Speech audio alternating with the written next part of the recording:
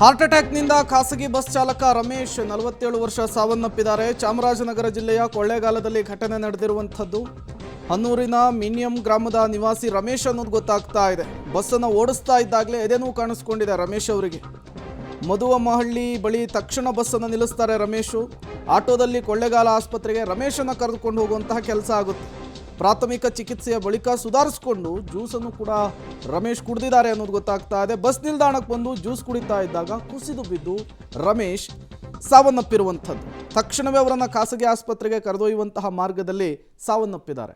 ಹಾಗಾಗಿ heart attack ಅಥವಾ ಎದೆನೋವು ಕಾಣಿಸ್ಕೊಂಡಂತಹ ಸಂದರ್ಭದಲ್ಲಿ ನೆಗ್ಲೆಕ್ಟ್ ಮಾಡಬಾರ್ದು ಅಂಥೇಳಿ, ಎದೆನೋವು ಬಂತು ಹೋಯ್ತು ಅಂಥೇಳಿ ನೆಗ್ಲೆಕ್ಟ್ ಮಾಡಿದ್ರಿಂದ ನೋಡಿ ಈಗ ಡ್ರೈವರ್ ರಮೇಶ್ ಅವರು ಸಾವನ್ನಪ್ಪಿರುವಂಥದ್ದು. ಮೊದಲೇನೆ ಅವ್ರನ್ನ ಖಾಸಗಿ ಆಸ್ಪತ್ರೆಗೋ ಅಥವಾ ಯಾವುದಾದ್ರೂ ಹೃದಯ ಸಂಬಂಧಿ ಆಸ್ಪತ್ರೆಗೋ ಕರೆದುಕೊಂಡು ಹೋಗಿದ್ರೆ ಇವತ್ತು ರಮೇಶ್ ಬದುಕುಳಿತಾ ಇದ್ರು. ಸಣ್ಣದೊಂದು ಅಜಾಗರೂಕತೆ, ಸಣ್ಣದೊಂದು ನೆಗ್ಲೆಕ್ಟು ಬಾಳಿ ಬದುಕಬೇಕಾದಂತಹ ರಮೇಶ್ ಅವರನ್ನು ಬಲಿ ಪಡೆದುಕೊಂಡಿದೆ. ಫಸ್ಟ್ ಹೋಗಿ ಆಸ್ಪತ್ರೆಗೆ ಹೋಗ್ತಾರೆ, ಅಲ್ಲಿ ಡಾಕ್ಟ್ರು ನೋಡ್ತಾರೆ, ಏನೂ ಇಲ್ಲ ನಾರ್ಮಲ್ ಎದೆನೋವು ಅಂದಾಗ ಜ್ಯೂಸ್ ಕೂಡ ಕುಡಿದಿದ್ದಾರೆ ರಮೇಶ್ ಅನ್ನೋದು ಗೊತ್ತಾಗ್ತಾ ಇದೆ.